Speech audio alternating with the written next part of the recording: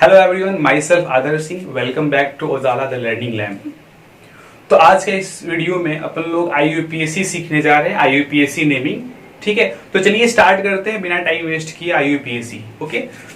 तो टॉपिक लिख लो आप लोग, IUPAC।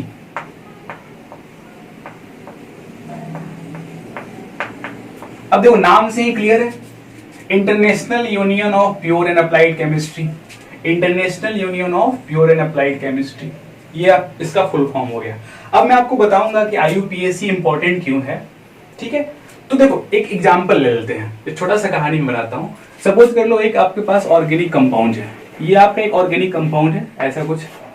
ठीक है, अब इस ऑर्गेनिक कंपाउंड का फॉर्मेशन लैब के अंदर हो सकता है, पॉसिबल है। अपन लोगों ने पढ़ लिया है कि लैब के अंदर ऑर्गेनिक कंपाउंड का फॉर्मेशन हो सकता है। तो अब देखो लैब के अंदर इसका फॉर्मेशन हुआ, एक इंडियन लैब है हमारे यहाँ। ठीक है, इंडिया के लैब में इसका फॉर्मेशन हुआ। सपोज कर लो कि फॉर्मेशन कुछ इस टाइप से हुआ कि A से B बना, B से C बना और C से आपका एक D बना और D ही आपका ये ऑर्गेनिक कंपाउंड है। ठीक है ना, तो ये इंडिया के लैब में ऐसे फॉर्मेशन हुआ। और एक और लैब है आपके पास जो कि पाकिस्तान में, इंडिया में नहीं है। किसमें है? पाकिस्तान में। ठीक है, तो पाकिस्तानी लैब है ये। इन लोगों ने भी फॉर्मेशन किया डी का, लेकिन तरीका कुछ अलग है। पहले उन्होंने पी लिया, पी से क्या बना क्यू, क्यू से क्या बना आपका आर, और आर से क्या बना उनका डी। बात समझ आइएगा। तो देखो तरीका अलग है, मेथड आपके पास अलग है, लेकिन ऑर्गेनिक कंपाउंड का फॉर्मेशन क्या हुआ, सेम हुआ। पाकिस्तान वाले लोगों ने भी डी बनाया और इंडिया के लोगों ने भी डी बनाया, और डी ही क्या है आपका, एक ऑर्गेनिक कंपाउंड है। अब बात आती है कि इसका नाम क्या होगा। तो इंडियन लोगों ने बोला कि इसका नाम सपोज कर लो गोलू है। ठीक है, और पाकिस्तानी लोगों ने बोला नहीं भाई इसका नाम मुशर्रफ या तो ऐसा कुछ मान लो, चलो मैं लिखता हूं शॉर्ट के लिए मोलू। ठीक है, तो इंडियन ने बोला कि इनका नाम क्या होगा गोलू, और पाकिस्तानी लोगों ने बोला इसका नाम क्या होगा मोलू। ठीक है,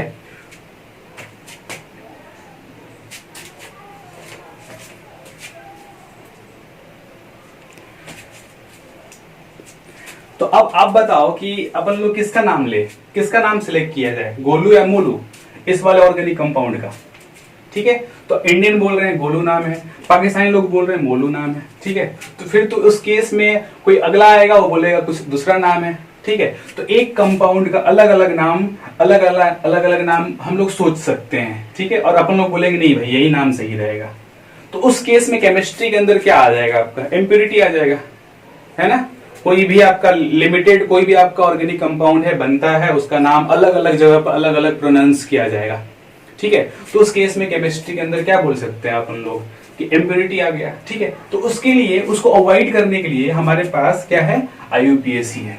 तो IUPAC के पास डी को भेजा जाएगा। ठीक है, इंडिया ने भी डी बनाया, इसको IUPAC के पास भेज दिया। पाकिस्तान वालों ने भी डी बनाया, इसको किसके पास भेज दिया, IUPAC के पास भेज दिया। ठीक है, अब ये IUPAC अपने तरीके से क्या करेगा, इसका नेमिंग करेगा और वर्ल्ड वाइड बोलेगा कि ये कंपाउंड का नेमिंग यही होने वाला है। ठीक है, तो वर्ल्ड वाइड इस कंपाउंड का नेम चेंज नहीं होगा। ठीक है, तो IUPAC नेम इसका, IUPAC नेमिंग जो है वो क्या रहेगा आपका, सेम रहेगा वर्ल्ड वाइड। ठीक है, तो इस कंफ्यूजन से अपन लोग बच जाएंगे कि इसका नाम गोलू है, इसका नाम मोलू है। ठीक है, तो ये शॉर्ट कहानी मैंने आपको बताई। ठीक है, इससे ये समझ में आता है कि IUPAC नेम क्यों इंपॉर्टेंट है और क्यों पढ़ते हैं हम लोग। ओके, तो चलिए इसको कॉपी कीजिए, रफ स्केच। आगे बढ़ते हैं, चलिए आगे बढ़ते हैं।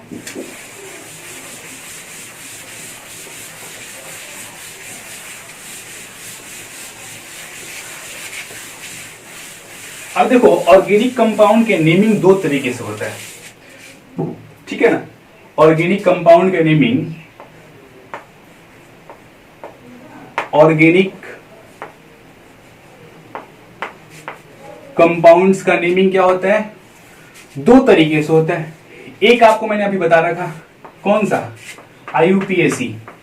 इसको शॉर्ट में अपन लोग IUPAC भी बोल सकते हैं, IUPAC नेमिंग। ओके, और आपका दूसरा आपका देखो, आपका बस कॉमन नेमिंग।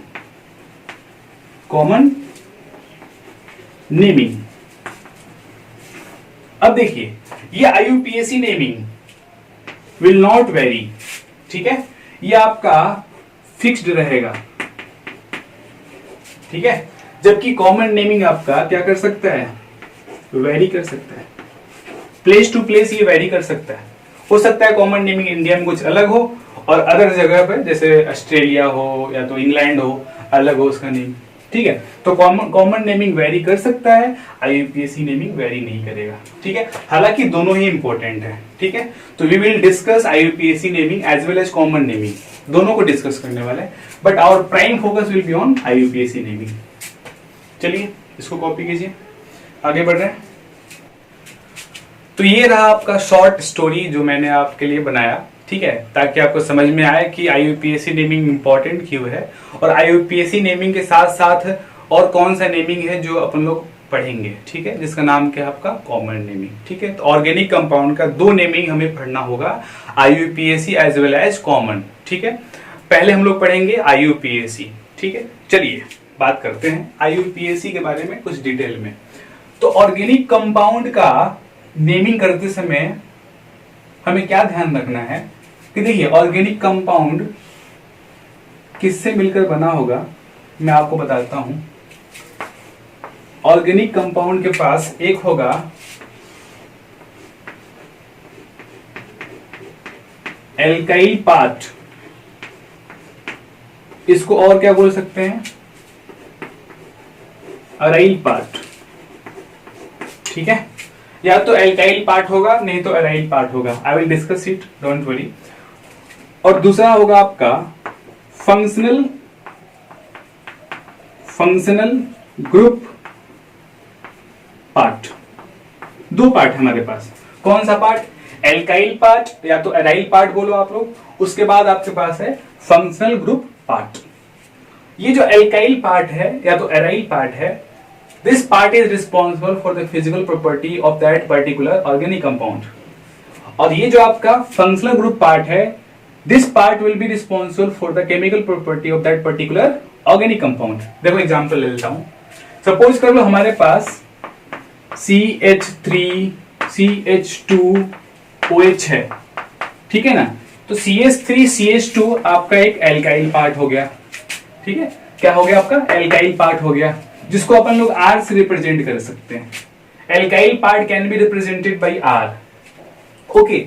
और ये आपका OH जो है ना, OH मैंने यहां पे जोड़ दिया, ये आपका क्या है, OH क्या है, एल्कोहल। एल्कोहल क्या होता है, एक फंक्शनल ग्रुप होता है, ठीक है।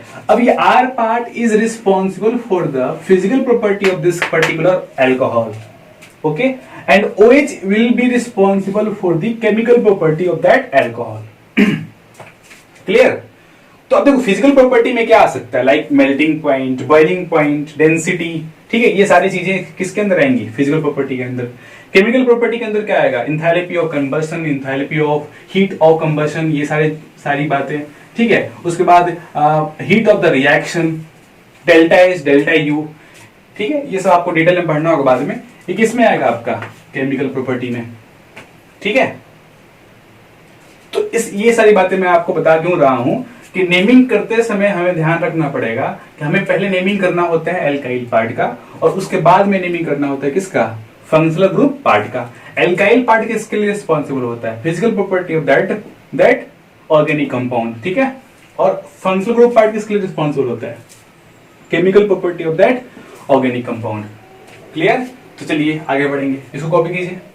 अब बात करेंगे कि नेमिंग में, IUPAC नेमिंग में किन किन बातों को ध्यान रखना है, ठीक है, और कैसे नेमिंग किया जाता है, ये सारी बातें अपन लोग डिस्कस करने वाले हैं, ठीक है ना। तो देखिए, तो अब बात करेंगे कि IUPAC नेमिंग में कौन कौन सी बातें हैं जिन्हें हमें ध्यान रखना पड़ेगा, ठीक है, और बेसिक फॉर्म क्या है, ये सारी बातें अपन लोग डिस्कस करेंगे। आपको मैंने बता दिया, पहले एल्काइल पार्ट का नेमिंग किया जाता है, उसके बाद फंक्शनल ग्रुप पार्ट का नेमिंग किया जाता है। ठीक है, तो आईयूपीएसी नेमिंग में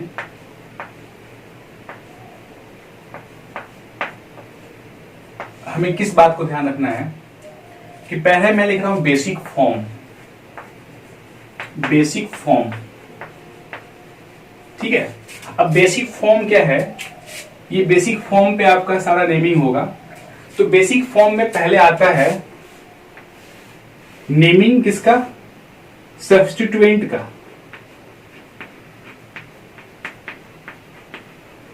किसका, सब्स्टिट्यूएंट का।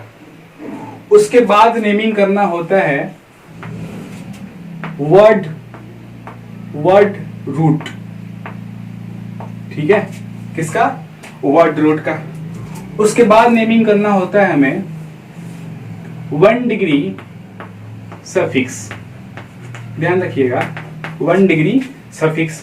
और आखिरी में हमें नेमिंग करना होता है 2 डिग्री सफिक्स। अभी मैं आपको सारी बातें बताऊंगा कि किसको बोलते हैं सब्स्टिट्यूएंट, किसको बोलते हैं वर्ड रूट, किसको बोलते हैं प्राइमरी सफिक्स और किसको बोलते हैं हम लोग सेकेंडरी सफिक्स। ठीक है, एक एग्जांपल से समझ में आ जाएगा आप लोगों को। देखिए मैं एक एग्जांपल ले रहा हूं। देखिए सपोज कर लो CH3 CH3 CH2 CH2 OH। ठीक है, अब देखो ध्यान से, इसमें क्या है कि हमारे पास OH आपको तो दिख रहा होगा। अभी मैंने आपको बताया कि OH क्या होता है, फंक्शनल ग्रुप पार्ट। और ये रहा आपका कौन सा पार्ट, एल्काइल पार्ट। ठीक है, तो ये आपका एल्काइल पार्ट हो गया और ये हो गया आपका FG मतलब फंक्शनल ग्रुप पार्ट। ये आपका अल्कोहल है, एक फंक्शनल ग्रुप है, और ये आपका एल्काइल पार्ट हो गया। तो ये बात ध्यान रखना आप लोग कि ये सब्स्टिट्यूएंट हो गया, वर्ड रूट हो गया, 1 डिग्री सफिक्स हो गया। यहां तक जो है ना, ये किसके अंदर आता है, ये आता है एल्काइल पार्ट के अंदर, एल्काइल पार्ट के अंदर, या तो बोलो एराइल पार्ट के अंदर। क्लियर। और ये जो आपका सेकेंडरी सफिक्स है, ये आता है किसके लिए, सेकेंडरी सफिक्स हम लोग किसके लिए लिखते हैं, फंक्शनल ग्रुप्स। क्लियर। तो सेकेंडरी सफिक्स आपने लिखा है किसके लिए, फंक्शनल ग्रुप के लिए। सब्स्टिट्यूएंट किसके अंदर आता है, एल्काइल पार्ट के अंदर आता है। वर्ड रूट भी एल्काइल पार्ट के अंदर आता है। 1 डिग्री सफिक्स भी किसके अंदर आता है, एल्काइल पार्ट के अंदर आता है। ठीक है, सारी बातें क्लियर करूंगा, डोंट वरी। अब देखो क्या होता है सब्स्टिट्यूएंट, क्या होता है वर्ड रूट, क्या होता है प्राइमरी सफिक्स, इसकी बातें होंगी। ठीक है, हमने समझ लिया कि सेकेंडरी सफिक्स क्या होता है, फंक्शनल ग्रुप। ठीक है, और कोई भी आप आईयूपीएसी नेमिंग लिख रहे हो उसका बेसिक फॉर्म यही रहेगा। मतलब सबसे पहले आपका सब्स्टिट्यूएंट का नेमिंग करना होता है, उसके बाद आपको वर्ड रूट का नेमिंग करना होता है, उसके बाद आपको प्राइमरी सफिक्स का नेमिंग करना होता है, और उसके बाद आपको सेकेंडरी सफिक्स का नेमिंग करना होता है। मैंने आपको बता दिया कि ये तीनों जो सेक्शन है किसके लिए है, किसके लिए है, एल्काइल पार्ट के लिए। इसका मतलब कि पहले आपको एल्काइल पार्ट का नेमिंग करना होगा और उसके बाद आपको किसका नेमिंग करना होगा, फंक्शनल ग्रुप का। तो पहले ये पार्ट का नेमिंग आपको करना होगा, उसके बाद इसका आपको नेमिंग करना होगा। क्लियर। ओके, तो चलिए आगे बढ़ते हैं। हम लोग सीखेंगे कि सब्स्टिट्यूएंट क्या होता है, वर्ड रूट क्या होता है, प्राइमरी सफिक्स क्या होता है, ये सारी बातें क्लियर होंगी। ठीक है, तो वो सारी बातें हम लोग सीखेंगे रूल्स के अंदर। ठीक है, तो आईयूपीएसी का जो रूल है उसके अंदर ये सारी बातें कवर हो जाएंगी। ओके, तो चलिए इसको तब तक कॉपी करो आप लोग।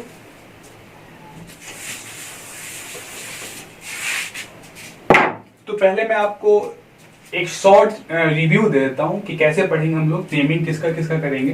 तो पहले हमें नेमिंग करना होगा, पहले हम लोग रूल्स सीखेंगे। ठीक है, rules.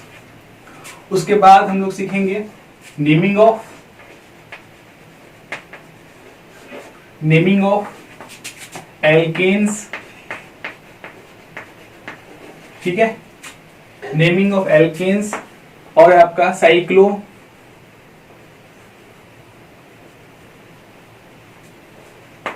Cycloalkenes.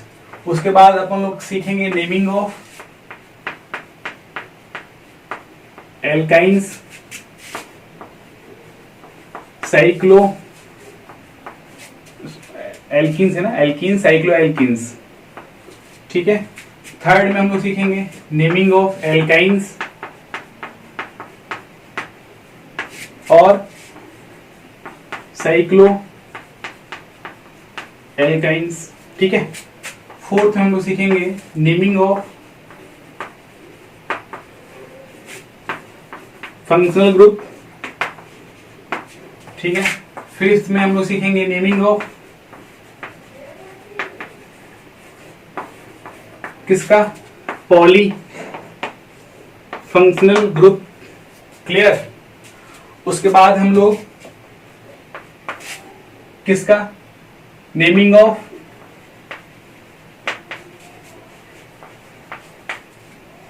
Bicyclo compounds, okay. उसके बाद नेमिंग ऑफ स्पाइरो, और आखिरी में कॉमन नेमिंग, ठीक है। मैं कोशिश करूंगा कि कॉमन नेमिंग साथ में ही लेकर चलूं, ठीक है। और जो सेक्शन कॉमन नेमिंग का बचा रह जाएगा उसको मैं लास्ट में कवर करूंगा, ठीक है। तो ये इस सीक्वेंस से हम लोग आगे बढ़ने वाले हैं। पहले अपन लोग रूल्स देखेंगे, उसके बाद naming of alkanes, cyclo alkanes, naming of alkene, cyclo alkenes, naming of alkynes, cyclo alkynes, naming of functional group, polyfunctional group, naming of bicyclo compounds and naming of spiro, last में common naming, ठीक है। इसको copy कीजिए, ठीक है। तो चलिए हम लोग बात कर लेते हैं रूल्स का, ठीक है। तो रूल्स में पहला रूल है आपका सिलेक्शन ऑफ लॉन्गेस्ट चेन, ठीक है। First rule is selection of longest chain. अब देखो लॉन्गेस्ट का मतलब क्या है कि उस चेन के अंदर मैक्सिमम नंबर ऑफ कार्बन हो, ठीक है। तो that chain which contain maximum number of carbon will be considered as what, longest chain, ठीक है। मैं आपको कुछ एग्जांपल्स देता हूं। तो देखिए सपोज कर लो मैं यहाँ पे लिख दिया CH3, ठीक है, CH2, CH, CH3, CH2, CH3, ठीक है। ये मैंने स्ट्रक्चर लिख दिया, ये आप कंडेंस्ड फॉर्म है, राइट। तो अब इस कंडेंस्ड फॉर्म से मैं कन्वर्ट कर रहा हूँ BLN में, ठीक है ना। आपको पता है कि BLN में कन्वर्ट करने के लिए you have to replace each carbon by a dot. तो देखो कितने कार्बन है, 1 2 3 4 5 कार्बन आर देयर। तो 2 3 4 एंड 5 कार्बन हो गए, ठीक है। अभी देखो 1 2 3 थर्ड नंबर पे जो कार्बन है वहां पर क्या जुड़ा हुआ है, CH3। तो आपने यहाँ पर CH3 जोड़ दिया इसे, ठीक है। तो ये आपका रिस्पेक्टिव BLN फॉर्म हो गया। अभी ध्यान से देखो आप लोग कि हमारे पास इस वाले पर्टिकुलर कंपाउंड के अंदर ये जो आपका चेन मैंने यहाँ पर दर्शाया, ये वाला चेन, इसमें कितने कार्बन आपको दिखाई दे रहे हैं, 1 2 3 4 and 5 carbon are there, okay. एक और चेन मैं यहाँ पर आपको दिखाता हूँ। सपोज कर लो इस वाले चेन की बात की मैंने, तो इस चेन में कितने कार्बन आपको नजर आ रहे हैं, 1 2 3 एंड 4 कार्बन, ठीक है। एक और पॉसिबल चेन आप बता सकते हो क्या, इसमें एक और पॉसिबल चेन कैसे रिप्रेजेंट किया जा सकता है। तो देखिए यहाँ पर मैं बात कर लिया इस वाले चेन की, ठीक है। तो देखो इस वाले चेन में कितने कार्बन, 1 2 3 एंड 4, ठीक है। तो ये तो आपका सबसे कम कार्बन वाला चेन हुआ। तो ये शॉर्टेस्ट आपका चेन है जिसमें कितने कार्बन, 1 2 3 4, ठीक है। लॉन्गेस्ट कार्बन वाला चेन कौन सा हो जाएगा, ठीक है। तो 1 2 3 4 5, ठीक है। तो ये जो आपका व्हाइट मैंने जो चौक से रिप्रेजेंट किया है ना, ये वाला, यही चेन क्या होगा आपका, लॉन्गेस्ट होगा, जिसमें कितने कार्बन आपको नजर आ रहे हैं, 1 2 3 4 5। तो देखो मैं यहाँ पर भी ऐसे रिप्रेजेंट कर दिया ऐसे, ठीक है। तो ये किसमें कितने कार्बन आ गए, 1 2 3 4 5, 5 कार्बन है, ठीक है। बाकी दूसरा चेन अगर मैं ये सिलेक्ट किया होता ये वाला, तो 1 2 3 4 आ रहा होगा, ठीक है। अगर मैं ये वाला चेन सिलेक्ट करता इधर से, देखो 1 2 3 4 4 ही आ रहा है यहाँ पर भी, ठीक है। तो ये आपका सबसे लॉन्गेस्ट चेन है जिसमें 5 कार्बन आपको दिखाई दे रहे हैं, ठीक है। तो मैं जनरली आपको BLN में शो करूंगा स्ट्रक्चर्स को, ठीक है। आप लोग उसी से देखोगे कौन सा लॉन्गेस्ट चेन है, कौन सा शॉर्टेस्ट है, ठीक है। चलिए इसको कॉपी कीजिए।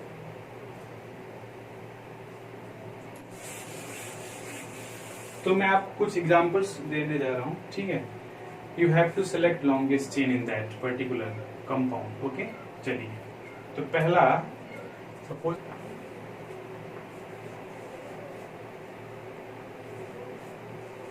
चलिए ये 6 एग्जाम्पल आपके सामने दिए गए हैं, इनमें आपको रिप्रेजेंट करना है कि कौन सा लॉन्गेस्ट चेन है, कौन सा शॉर्टेस्ट है, ठीक है। तो देखो लॉन्गेस्ट की बात की जाएगी पहले। तो ये देखो इसमें कौन सा पॉसिबल चेन आप रिप्रेजेंट कर सकते हो। अगर मैं यहाँ से चलता हूँ तो ये चेन आपका एक पॉसिबल चेन है जिसको अपन लोग सेलेक्ट कर सकते हैं। दूसरा देखो, दूसरा ये भी आपका एक चेन हो सकता है, ठीक है। तो इस चेन में कितने कार्बन, 1 2 3 4, ठीक है। और इस वाले में 1 2 3 4 5 6 कार्बन है, ठीक है। और कोई तरीका, हाँ बिल्कुल, कौन सा, देखिए यहां से कितने कार्बन, 1 2 3 4 5, राइट। तो शॉर्टेस्ट कौन सा है पहले बताओ। शॉर्टेस्ट तो ये वाला येलो वाला 1 2 3 4, ठीक है। लॉन्गेस्ट कौन सा है, 1 2 3 4 5 6, जिसमें 6 कार्बन है, ये लॉन्गेस्ट हो गया, ठीक है ना। 1 2 3 4 5 6। तो हमारा ये कार्बन जो 6 ये जो आपका चेन है जिसमें 6 कार्बन है, ये लॉन्गेस्ट है, ओके। चलो इसमें तो आपको देखते ही समझ में आ गया होगा। मैं यहाँ स्टार्ट कर रहा हूँ, स्टार्ट कर रहा हूँ, स्टार्ट कर रहा हूँ, स्टार्ट कर रहा हूँ। यहाँ पर शार्प पॉइंट आपको दिखता है। अब इस शार्प पॉइंट पे अगर मैं इस साइड जाता हूँ तो एक ही कार्बन दिख रहा है ना।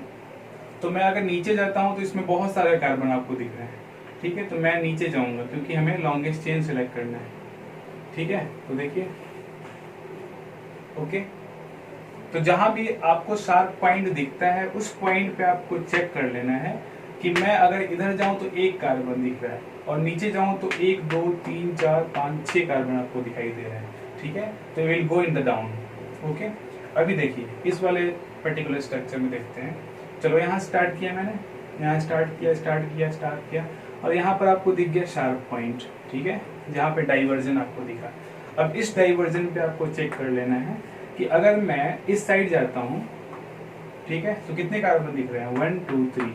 और अगर मैं नीचे की तरफ जाता हूँ तो 1 2, ठीक है। तो किधर जाओगे आप लोग, इस साइड में 3 कार्बन आपको दिख रहे हैं। तो ये आपका लॉन्गेस्ट चेन हुआ जिसमें कितने कार्बन आपको दिखाई दे रहे हैं, 1 2 3 4 5 6 7 8, राइट। चलिए इसमें सिलेक्ट करते हैं। अगर आप यहाँ से मूव करना स्टार्ट कर रहे हो, कहीं से भी आप मूव करना स्टार्ट कर सकते हो, नो वरीज। चलो यहाँ स्टार्ट कर रहा हो, लेकिन आपको एक आइडिया लगना चाहिए कि यहाँ स्टार्ट कर रहा हूँ तो लॉन्गेस्ट आपको दिखाई दे रहा है, एक विजुअल इफेक्ट भी होता है, ठीक है। तो आप अगर यहाँ से स्टार्ट कर रहे हो तो शार्प पॉइंट आपको यहाँ दिखता है। अब इस शार्प पॉइंट पे 2 कार्बन आपको दिखाई दे रहे हैं, ठीक है। आगे बढ़ने पे यहाँ से देखो 1 2 या तो 1 2 यही मिलेगा ना आपको, लेकिन यहाँ से देखिए इस शार्प पॉइंट से 1 2 3 दिखाई दिया आपको। तो आप ऊपर ना बढ़ के इधर बढ़ जाओगे लेफ्ट साइड में, ठीक है। तो ये आपका लॉन्गेस्ट चेन हो गया जिसमें 1 2 3 4 5 6 7 कार्बन है। क्लियर, ये तो बिल्कुल ही सिंपल है, इसमें कोई लॉजिक की बात ही नहीं है, ठीक है। कितने कार्बन, 1 2 3 4 5 6 7, राइट।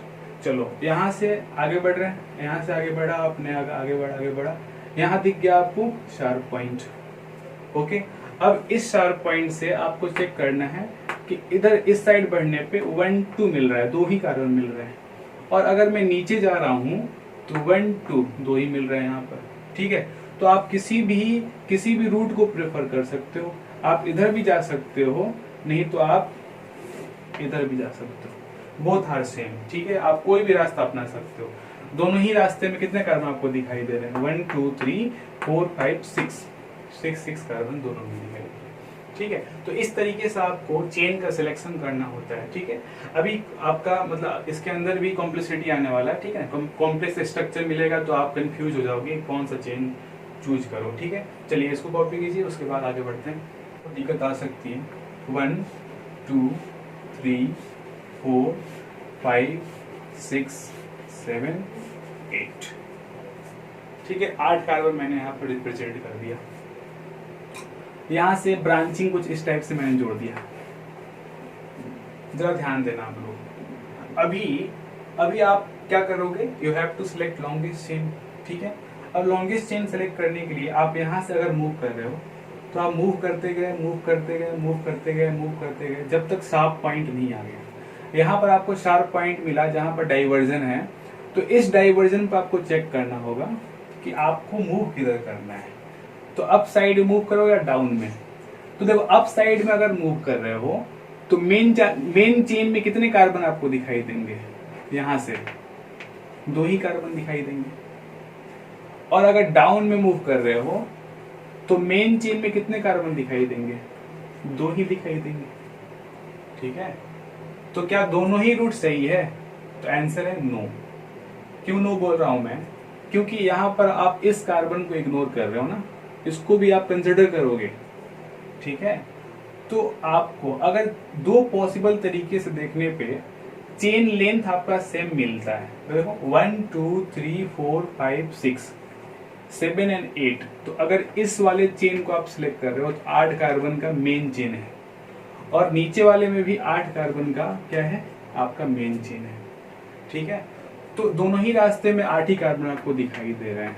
ठीक है, तो कौन सा चेन सिलेक्ट किया जाएगा? तो आंसर क्या है आपका? कौन सा चेन सिलेक्ट किया जाएगा बताइए? तो चेन आपका ये सिलेक्ट किया जाएगा। ठीक है, नीचे वाले को नहीं सिलेक्ट किया जाएगा। What is the reason behind that? बता सकते हैं आप लोग? तो रीजन क्या है कि अगर आपके पास दो रास्ते से आप अगर बढ़ रहे हो और दोनों में अगर सेम चेन लेंथ आपको दिखाई देता है, तो उस केस में उस चेन को प्रिफर किया जाएगा जिसके अंदर मैक्सिमम नंबर ऑफ ब्रांचेज हों। ओके, तो अब देखो ऊपर वाले चेन लेंथ में कितने ब्रांच दिख रहे हैं। ब्रांच का मतलब सिंपल क्या होता है, मैंने आपको बताया नहीं अभी। तो ब्रांच अपन उसको बोल लेते हैं जो मेन चेन से बाहर रहता है। ठीक है, अभी ध्यान दीजिए आप लोग। तो मेन चेन में तो 1 2 3 4 5 6 7 8 कार्बन है।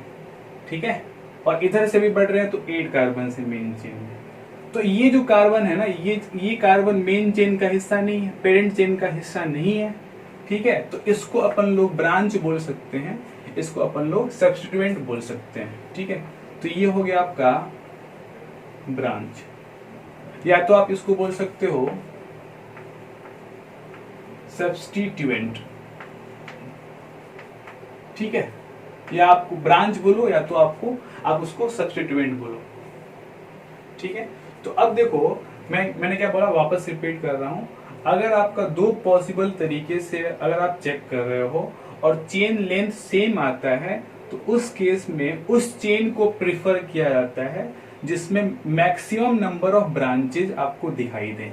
ठीक है, अभी देखो अगर मैं नीचे वाला चेन सिलेक्ट किया होता, ठीक है, देखिए नीचे वाला अगर आप चेन सिलेक्ट करते तो आपको ये बड़ा वाला चीज जो होता है वो क्या होता? ब्रांच हो गया होता। ठीक है ना, क्योंकि तो मेन चेन में 8 कार्बन 1 2 3 4 5 6 7 8, तो ये सारे जो है ना ये ब्रांच में कंसिडर किए जाएंगे। ओके, और अगर आप ऊपर वाले को मेन चेन सिलेक्ट कर रहे हो, ठीक है, देखिए अभी ऊपर वाले क्या कर रहे हो आप? मेन चेन सिलेक्ट कर रहे हो, ये वाला। तो अब कितने ब्रांचेज? देखो मेन चेन में कार्बन कितने? 1 2 3 4 5 6, ओके, 7 एंड 8, ये 8 कार्बन है। बाकी ये 2 कार्बन वाला चेन और ये 1 कार्बन वाला ब्रांच के अंदर कंसिडर किया जाएगा। तो ये दोनों क्या हो जाएंगे, ब्रांचेज हो जाएंगे। ठीक है, तो ऊपर से मैं सेलेक्ट कर रहा हूं तो 2 ब्रांचेस दिख रहे हैं आपको, और अगर नीचे से आप सिलेक्ट कर रहे हो तो आपको एक ही बड़ा वाला ब्रांच दिख रहा है। तो मैक्सिमम नंबर ऑफ ब्रांच वाला ब्रांच किस में होगा, ठीक है, तो इसी वाले में होगा। इसमें 2 ब्रांचेस लिख रहे हैं ना, इसमें कितने आपके पास, ठीक है, 2 ब्रांचेज आपको दिखाई दे रहे हैं। तो ऐसे आपको सिलेक्ट करना होता है। ठीक है, एक 2 और एग्जांपल मैं आपको शो करूंगा। ठीक है, इसको आप कॉपी करो।